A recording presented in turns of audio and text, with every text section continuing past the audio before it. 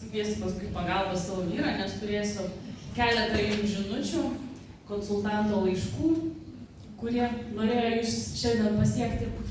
Ir kadangi jaudulys daro savo, ir iš tiesų, kada kalbam apie produktus, pakeistų žmonių gyvenimus, tai sunku yra ir užmigti, ir didžiulis dėkingumas yra širdį.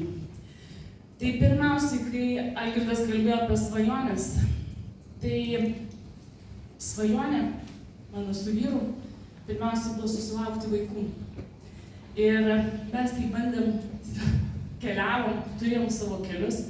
11 metų tradicinės medicinos keliu ėjom, bet rezultatų nebuvo. Mano istoriją daug kas esat girdėję. 5 inseminacijos, dirbtiniai apvaisinimai.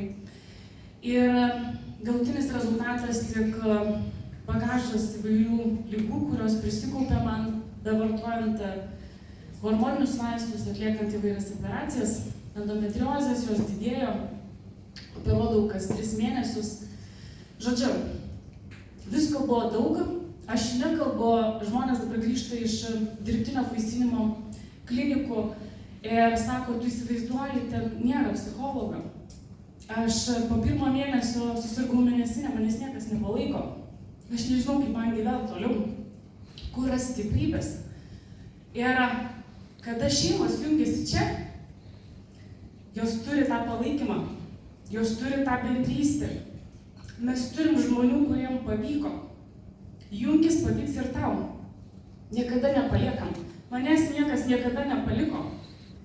Visada kalbėjo, visada stiprino, ypač pradžioj, kada mes nežinom, kaip veiks produktai. Aš nekalbu šiandien apie produktą Super 10, kuris iškart išvalo uogas, kuris veikia zilionkės arba dar kažką. Apie Aliošiaus gėliuką, kuris yra stebuklingas ir užgydo žaizdas. Aš kalbu apie didžiausius skaudulius, ką mes turim savo gyvenimuose. Apie viltį, keičiantį žmonių gyvenimą.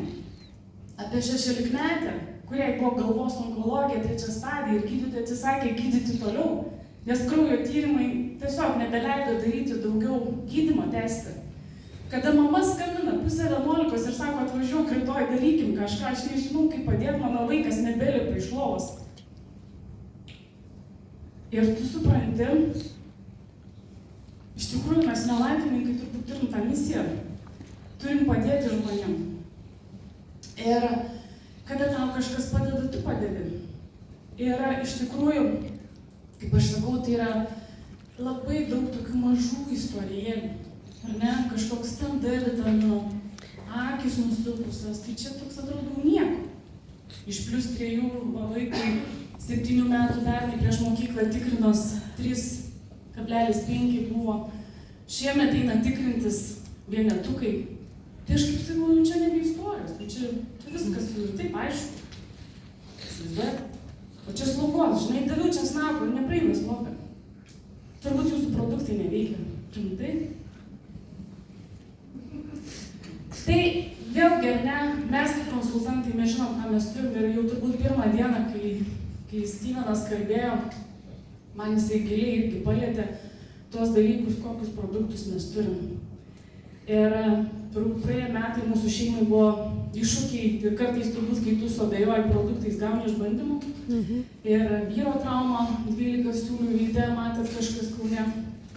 Tiesiog yra labai daug istorijų ir jų visas perpasakot jums šiandien tai per 10-15 minučių neįmanoma, bet aš tik tai noriu jums perduoti žinutę, kad jie veikia.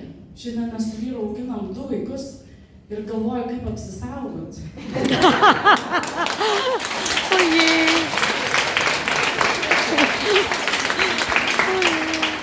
Čia žinutė tiem, kurie praradę viltį. Tai mūsų komandoje kiek yra žmonių. Girdėjom vakar pasaulio dalinosi, kad mes tiesiog vieni kitiem ir šiandien pusryčiaujant, sako, aš irgi pažįstu šeimą, galėtumėt padėti pakonsultuoti. Tai taip, mes ir esam toje bendruomenėje, nes man nereikia sirgti visom ligom, žinau, kad Reda mane įkvėpė apie kokteilius, dar kažkas apie kažką ir mes vieni kitiem padedam, nes mes esam ta bendruomenė ir ta bendrystė, kuri augina ir kuri suteikia sparnus ir aš kaip galvoju, tai yra produktai, keičiant žmonių gyvenimus. Ir aš noriu, kad atvykim po mikrofoną. Aš turiu porą žmonių laiškų. Vienas iš mano laiškų yra mano vaikai.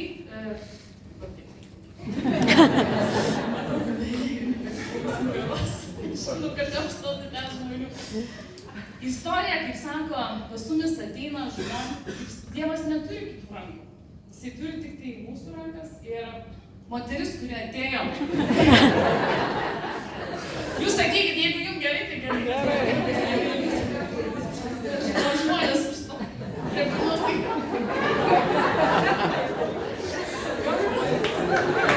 Bus trečias. Partneris, kuris visada šalia. Tai ne tik melai. Žodžiu, tai gerai. Gal geriau sąsinti tegu laiką.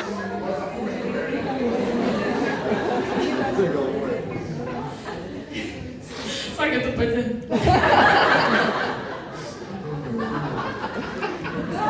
Šiuo atveju nepadės.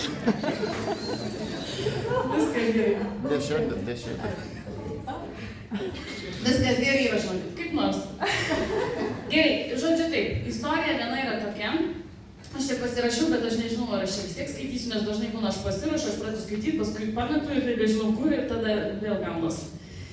Istorija, moteris atėjo prižiūrėti mano mažosios dukters kaip auklė, kadangi man reikia važiuoti į renginius ir aš dar kažko nežinau.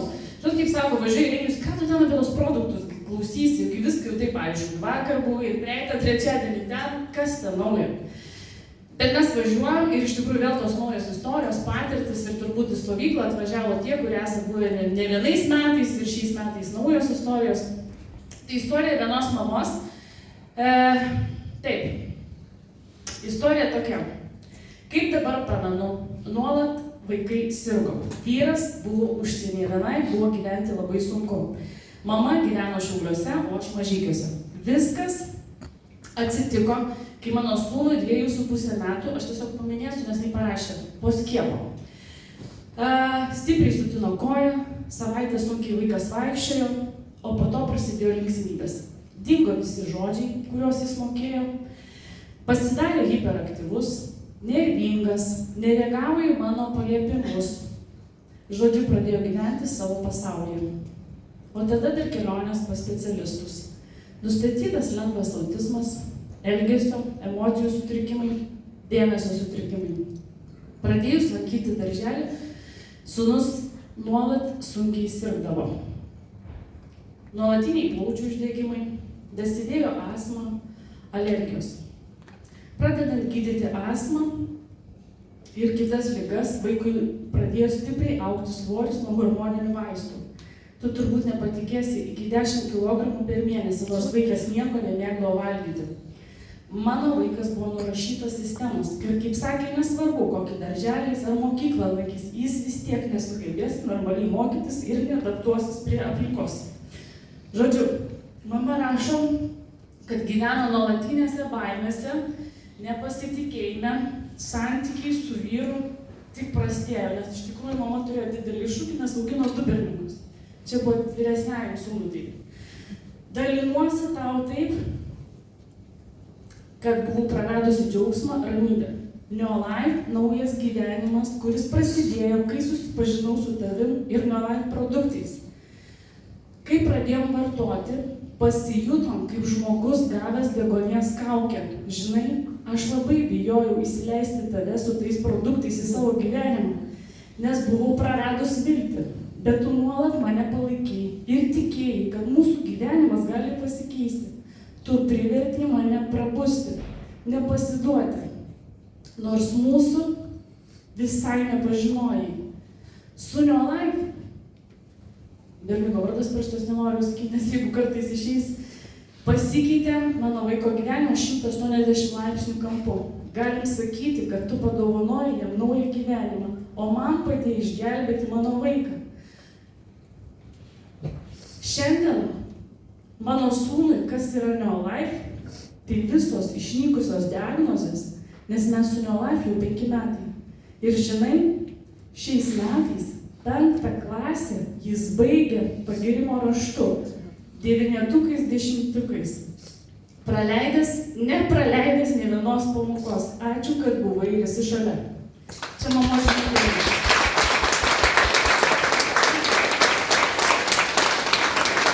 Žinot, praėjusią dieną važiavau į tokį mokytojų kolektyvą.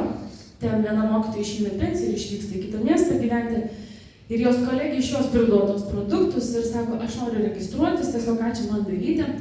Sakau, gerai. Jis sako, žinot, šitie produktai išgelbėjo mano vyro gyvenimą ir jinai pradėjo pasakoti. Ir sako, mano vyras yra turgininkas ir šalia prekiauja moteris kitais produktais. Ir bando ją kviesti į tą kitą kompaniją. Sako, tu kaip gerai kalbi, aš tada norėčiau čia savo komandą prisiregistruoti. O jinai ją ir sako, žinai, jeigu aš kada nors ir kalbėsiu, tai kalbėsiu tik apie Neolife produktus. Ir kad Algis paprašė pasidalinti apie produktus, kurie veikia, jūs man pasakykit, kaip mes galim nesidalinti. Kaip mes galim nesidalinti, nes iš tikrųjų kiekvieno iš mūsų, aš manau, kad jūs čia sėdit, jūs turit mažiausią savo istoriją. Kažkas sunkiai užmigdavo, kažkam koją patraukdavo, ar netrodo tokios smulkmenos. Bet šiandien turbūt tos istorijos, tos, kurios mane drebina, ir jeigu kažkada ištinka kažkokie ar ne, kažkokios situacijos ir liktai trumpam gal prarandam tą tokį pasitikėjimą, gal žmonės mūsų negauna kartais to norimo rezultato taip greitai, tai turbūt čia žinutė, kad tikrai jie veikia, bet produktams reikia laiko.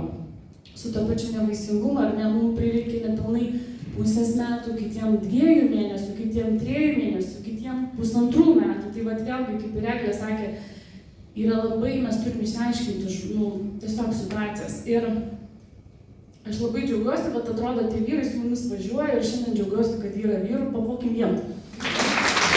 Tai jie ne tik kaip talismanai, kaip sakė, bet jie kartais nuo karto ir pasidalina.